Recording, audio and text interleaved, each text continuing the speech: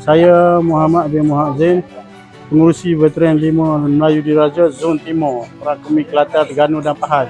Saya bagi pihak semuanya mengucapkan berbanyak-banyak terima kasih kepada muslimin saya. Semoga kita semua dilimpahkan rezeki oleh Allah Subhanahu Wa Taala.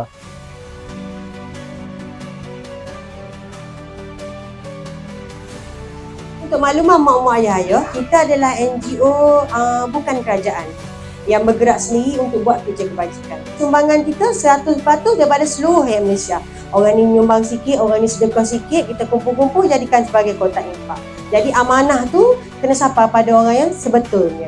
Saya ucapkan terima kasih kepada Muslim Malaysia di atas sumbangan pada petang ini. Terima kasih banyak-banyak Muslim Malaysia. Terima kasih Muslim Malaysia.